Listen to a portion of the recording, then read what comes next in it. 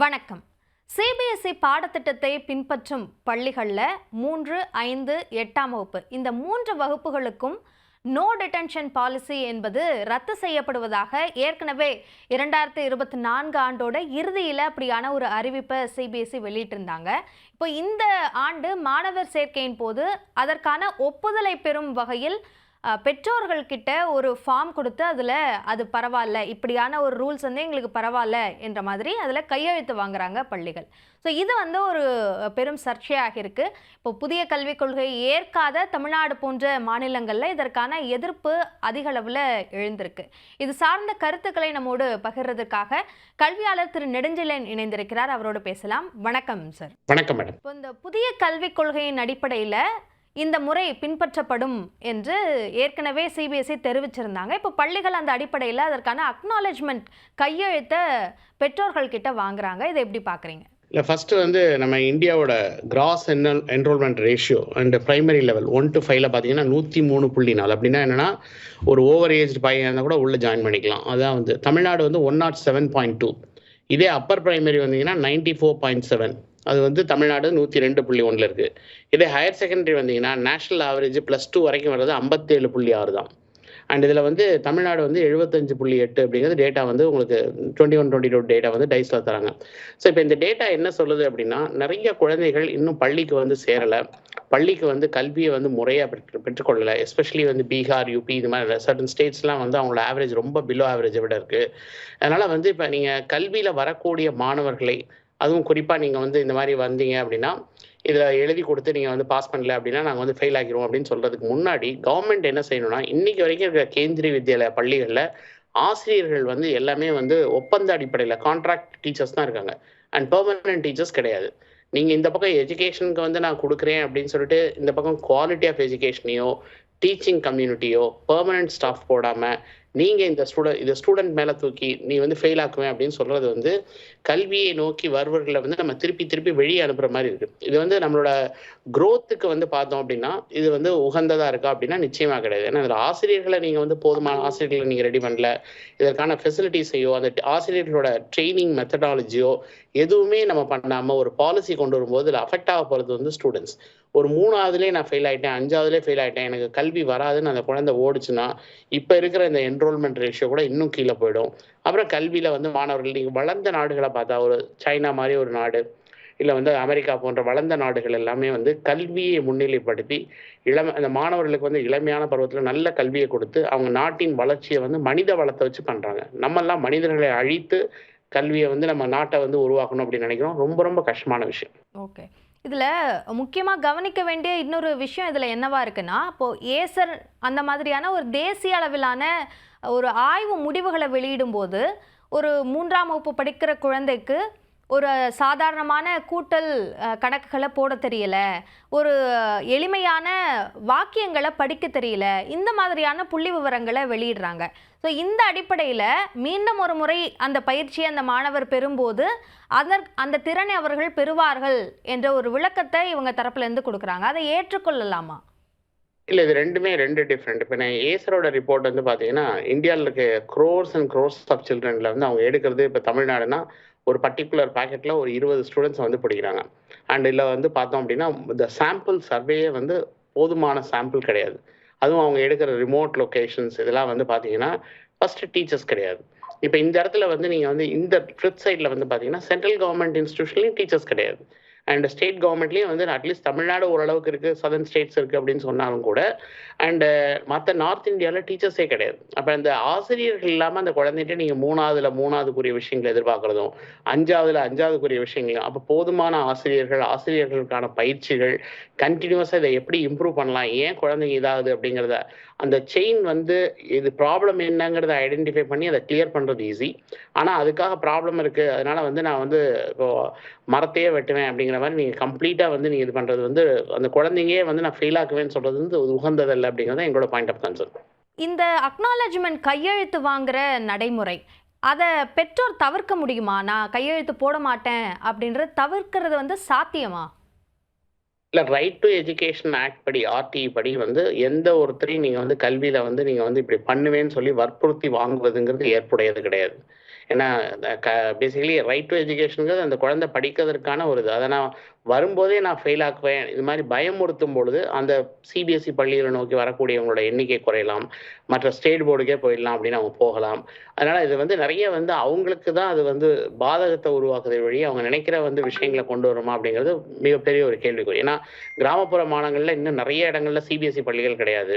And இன்னும் சில இடங்கள்ல வந்து நகரங்கள்ல வளர்ந்து கொண்டு வரக்கூடிய சிறிய நகரங்கள்ல மட்டும்தான் ஸ்மால் டவுன்ஸ் இதுலலாம் வந்து உங்களுக்கு சிபிஎஸ்இ பள்ளிகள் இருக்கு. இன்னும் ரிமோட் லொகேஷன்ல நிறைய சிபிஎஸ்இ ஸ்கூல்ஸ் வந்து பெனிட்ரேட் ஆகல. ஆனா இவங்களோட இந்த டேட்டா படி பார்த்தோம் அப்படின்னா இவங்க சொல்லக்கூடியது வந்து பெற்றோர்களை வற்புறுத்துவது, அதுவும் வர்றதுக்கு முன்னாடியே நாங்கள் ஃபெயில் ஆயிடுச்சுன்னா நாங்கள் இதெல்லாம் கையெழுத்து போடுங்க அப்படின்னு சொன்னால், நீங்கள் ஏன் குவாலிட்டி ஆஃப் எஜுகேஷன் நீங்கள் இம்ப்ரூவ் பண்ணுறது என்ன பண்ணீங்க? டீச்சர் என்ன படிச்சிருக்காங்க? இந்த ஆசிரியருக்கு போதுமான பயிற்றுவிக்கும் திறன் இருக்கா? இந்த டீச்சர் வழியே இது வரைக்கும் எத்தனை குழந்தைங்க ஃபெயில் ஆயிருக்காங்க? அப்படிங்கிற ஒரு விஷயத்தை டிரான்ஸ்பரண்டாக வெளியே போடலாமே. இப்போ சிபிஎஸ்இ அதை பண்ணுறதுக்கு ரெடியாக இல்லை, நான் சொல்றதை தான் கேட்கணும் அப்படிங்கிறது வந்து கொண்டு வர்றது கல்வியில வந்து இது உகந்ததில்லை. இப்போ பள்ளியில குழந்தைங்களை சேர்த்ததுக்கு பிறகு அந்த பள்ளி சொல்லக்கூடிய எல்லா விஷயங்களையும் ஏத்துக்க வேண்டிய ஒரு நிர்பந்தம் பெற்றோருக்கு ஏற்படுது. அப்படி இருக்கும்போது இதுல ஒரு முரண்பட்ட கருத்து இருந்தாலும் கூட அதுல கையெழுத்து போட வேண்டிய நிர்பந்தத்துக்கு உள்ளாக்கப்படக்கூடிய சூழல் உருவாகி இருக்கு அதனால. ஆமா, நிச்சயமா. ஏன்னா இன்னைக்கு வந்து ஆக்சஸ் டு எஜுகேஷன் வந்து இந்தியால ரொம்ப கம்மியா இருக்கு. அதுவும் எஸ்பெஷலி வந்து ஏன்னா இப்ப தனியார் பள்ளிகள்ல நிறைய குடும்பங்களால அந்த ஃபீஸ் கட்ட முடியாது. அதனால வந்து அரசு பள்ளிகளை நோக்கி படையெடுக்கிறாங்க. அதுவும் வந்து இன்னைக்கு அன்ஃபார்ச்சுனேட்லி நல்லா படிக்க குழந்தைங்களுக்கு பணம் இல்லை அப்படிங்கிறதுக்கு அரசு பள்ளி தான் ஒரே விடிவு காலம். அங்க வர்றவங்கள தான் நம்ம வந்து இந்த மாதிரி சிதைக்கிறோம். தனியார் பள்ளிகள்ல இந்த மாதிரி ஒரு பிரச்சனைகளே வரதில்லை. அவங்க எப்படியும் வந்து பாஸ் பண்ணி விட்டுருவாங்க, ஏதாவது பண்ணி விட்டுருவாங்க. ஆனா இப்ப அந்த இடத்துல வந்து பிரச்சனை கிடையாது. இதுல யாரு கஷ்டப்படுறாங்களோ, வாழ்க்கையில முன்னேறணும் வந்து அவங்க வந்து குடும்ப கஷ்டத்தை தாண்டி இந்த குழந்தை படிக்க வைக்கணும்னு நினைக்கிறாங்களோ அந்த பெற்றோர்கள் தான் இதுல அஃபெக்ட் ஆகுறாங்க. இப்போ கேந்திர வித்யாலயா போன்ற பள்ளிகள்ல இதை மறுக்க முடிகிற சூழல் இருக்கு அப்படின்னு நினைக்கிறீங்களா? இல்லை, பெற்றோர்கள், மாநிலங்கள் அந்த அரசுகள் எல்லாம் சேர்ந்து வந்து இது ஒரு சொசைட்டியாக வந்து நம்ம வந்து எதிர்க்கணும். ஏன்னா என்ன ரீசன் அப்படின்னா, ஃபஸ்ட்டு இந்தந்த ஸ்கூலில் ஒரு ரிப்போர்ட் கார்டு கொடுக்கலாமா? இப்போ நீங்கள் ஒவ்வொரு பள்ளியிலையும் நாங்கள் சிபிஎஸ்சி பள்ளியில் இத்தனை பேர் இருக்காங்க, இத்தனை பள்ளிகளில் எங்கள் குழந்தைங்க வந்து 3வதுல இத்தனை பேர் ஃபெயில் ஆயிருக்கு, அதாவது இந்த மாதிரி கற்கும் திறன் இல்லை அப்படிங்கிறத எய்சர் ரிப்போர்ட் வந்து ஒரு டேட்டா மெட்ரிக்ஸ் வந்து ஸ்டாட்டிஸ்டிக்ஸ் எல்லாம் நான் எப்படி வேணாலும் நான் வந்து மேனிப்புலேட் பண்ணலாம் எனக்கு ஏற்ற மாதிரி. அந்த மாதிரி நான் டேட்டா எடுக்கலாம். பட் உண்மையிலேயே ஒவ்வொரு பள்ளியிலையும் நம்ம என்னென்னமோ டேட்டா எடுக்கிறோம், டைஸ் எடுக்கிறோம், ஒவ்வொரு ஏகப்பட்ட டேட்டா எடுக்கிறோம். அந்த குழந்தைகளோட கற்றல் திறன் என்ன, அந்த டீச்சர்ஸ் எத்தனை பேர் வந்து அதுக்கு குவாலிஃபைடு இல்லை, இது மாதிரி நிறைய விஷயங்களை வந்து பொது வெளியில கொடுத்ததுக்கு அப்புறம் இந்த மாதிரி ஒரு ரூலை கொண்டு வந்தாங்கன்னா பெற்றோர்கள் வந்து ஓகே இந்த பள்ளியில போனா இதுல வந்து 3வதுல இவ்வளவு பேர் ஃபெயில் ஆறாங்க, 5வதுல இவ்வளவு ஃபெயில் ஆறாங்க அப்படின்னு தெரிஞ்சா அந்த பள்ளிகளை தவிர்த்து விட்டு அங்க ஆசிரியர் இல்லை, ஒரு காரணம் ஆசிரியர் இருக்கலாம், இல்ல ஆசிரியர் வந்து தரமான ஆசிரியர்களா இல்லாமல் இருக்கலாம், அந்த குழந்தைங்களுக்கு வந்து அக்சஸ் இல்லாமல் இருக்கலாம், நிறைய விஷயங்களால அது வந்து மாறுபடுது அப்படிங்கிற ஒரு தகவலை கொடுத்ததுக்கு அப்புறம் இவங்க பெற்றோர்கள்ட்ட கேட்கறது வந்து சரி. ஆனா எந்த ஒரு தகவலுமே கொடுக்காம இன்னைக்கும் பாதி கேந்திரிய வித்யாலயால கான்ட்ராக்ட் டீச்சர்ஸ் தான் இருக்காங்க. டீச்சர்ஸே கிடையாது, குவாலிஃபைட் பர்சன்ஸ் கிடையாது, டீச்சர் ட்ரைனிங் எடுத்தவங்க கிடையாது. இந்த மாதிரி சும்மா வந்து ஒரு ஃபில்அப் பண்ற மாதிரி ஒரு வேகன்சியை ஃபில்அப் பண்ணிட்டு அதுக்கப்புறம் நான் வந்து குழந்தைங்க வந்து ஃபெயில் ஆக்குவோம் அப்படின்னு சொல்றது வந்து அது ஏற்புடையதில்லை. இப்போ சிபிஎஸ்இ பள்ளிகளோட நிர்வாகத்துல மாநில அரசால தலையிடவே முடியாதா? ஏன்னா இப்போ பேரிடர் காலம் இந்த மாதிரியான விஷயங்கள்ல தான் சிபிஎஸ்இ பள்ளிகளுக்கான விடுமுறை போன்ற உத்தரவுகளை மாநில அரசால பிறப்பிக்க முடியுது. இப்போ இந்த முடிவை அரசாங்க ரீதியா மட்டும்தான் அணுகி இதை சரி செய்ய முடியுமா? அதற்கான வாய்ப்பு எந்த அளவுக்கு இருக்குன்னு நினைக்கிறீங்க? இல்லை, நிச்சயமா. இப்போ நீங்கள் சிபிஎஸ்சி பள்ளிகளுக்கு இடம் கொடுத்து அந்த பள்ளிகளுக்கு வந்து நம்ம எலக்ட்ரிசிட்டிலேருந்து எல்லாத்துக்குமே கன்செஷன் எல்லாமே கொடுக்குறோம்.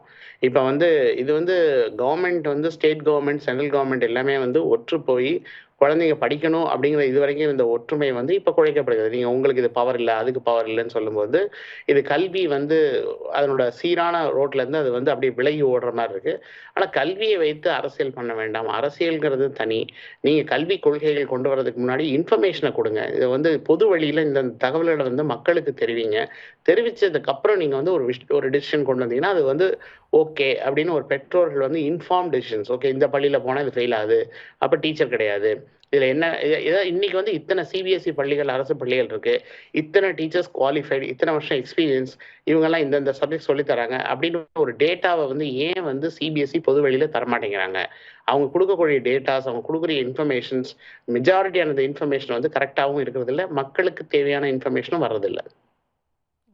இப்போ 5ஆம் வகுப்பு, 8ஆம் வகுப்பு, 3ஆம் வகுப்பு இந்த 3 வகுப்புகளுக்குமே பொதுத் தேர்வு என்ற அடிப்படையிலும் கூட புதிய கல்விக் கொள்கையில குறிப்பிடப்பட்டிருந்தது. இப்போ இத நோ டிடென்ஷன் பாலிசிய ரத்து பண்றோம் என்ற அந்த நிலையில வந்து நிக்குது. இப்போ இது வந்து பள்ளிகள்ல இருந்து அந்த மாணவர்கள் வெளியில் செல்வதற்கான ஒரு வாய்ப்பை உருவாக்கும் அப்படின்னு சொல்றீங்க. இப்போ இதற்கான ட்ராப் அவுட் மாற்றாக கண்டிப்பா. என்ன சஜெஸ்ட் பண்றீங்க? இல்ல இது இப்ப இந்த போர்டு உங்களுக்கு சரியில்ல அப்படின்னா, நீங்க ஸ்டேட் போர்டுக்கு போங்க அப்படிங்கிற மாரி அவங்களே கை காமிச்சு அனுப்புறாங்க. ஏன்னா இந்த ஸ்டேட் போர்டு வந்து இப்ப நம்ம தமிழ்நாட பொறுத்தவரைக்கும் ஸ்டேட் போர்ட்ல ஒரு பிரச்சனையும் கிடையாது. மத்த ஸ்டேட்ஸ்லாம் என்ன ஃபாலோ பண்ண போறாங்க என்னங்கிறது வந்து நம்ம பொறுத்து இருந்தா பார்க்கணும். ஸோ என்னைய பொறுத்தவரைக்கும், நீங்க +2 வரைக்கும் வந்து ஒரு பிரைமரில 103.4 இருந்து +2 வரும்போது 57.6 தான் நேஷனல் ஆவரேஜ் அப்படின்னா, இது வந்து +2க்குள்ள இவ்ளோ ட்ராப் அவுட் இருக்கு. அப்ப இவ்ளோ பேர் வந்து பள்ளி கல்விய விட்டுட்டு போறாங்க அப்படின்னா, இது மனித வளத்தை நல்லா மேம்படுத்தினோம்னா, சீரமைத்து ஏதோ அந்த குழந்தைங்கள இப்ப நீங்க நெறைய வந்து வளர்ந்த நாடுகள் எல்லாமே வந்து அவங்களுக்கு என்ன தேவையோ, அதுக்கேத்த மாரி ஒரு விஷயங்கள உருவாக்கி, அவங்களுக்கு வேலைவாய்ப்ப குடுத்து, அந்த நாட்டின் பொருளாதாரத்த வந்து மேம்படுத்த பார்க்குறாங்க. நம்ம வந்து இங்க இருக்கிற மக்கள் தொகைய வந்து நம்ம யூஸ் பண்ணாம, இவங்கள எப்படியா வந்து இவங்கள வந்து தாக்கி இது பண்ணலாம் அப்படிங்கிற மாரி தான் நம்ம வந்து பார்த்துட்டு இருக்கோமே ஒழிய, கல்விங்கிறது ஒரு தனிப்பட்ட நபரோட வளர்ச்சி கிடையாது. அது சமூகத்தின் வளர்ச்சி. கல்வியின் வாயிலாக அந்த குடும்பங்கள், அது சார்ந்த குடும்பங்கள், மற்ற விஷயங்கள் எல்லாமே வந்து அவங்களுக்கு வந்து மல்டிப்ளை ஆகும்போது பெனிஃபிட்ஸ் வந்து நெறைய வருது. அதாவது சோசியல் பெனிஃபிட்ஸ வந்து நீங்க மெஷர் பண்ண முடியாது. சோசியல் கல்வி, அந்த சுகாதாரம், மருத்துவம்லாம் வந்து சோசியல் இன்வெஸ்ட்மென்ட். சோசியல் இன்வெஸ்ட்மென்ட்ட வந்து நம்ம புரிந்து கொள்ளாம தான் நீங்க வந்து பாலிசி டிசைன் பண்றோங்கிறது மிகுந்த வேதனைய தருகிறது. சரி. நன்றி திரு நெடுஞ்செழியன். இணைப்பில் வந்து உங்களுடைய கருத்துக்களை எங்களோடு பகிர்ந்து கொண்டமைக்கு.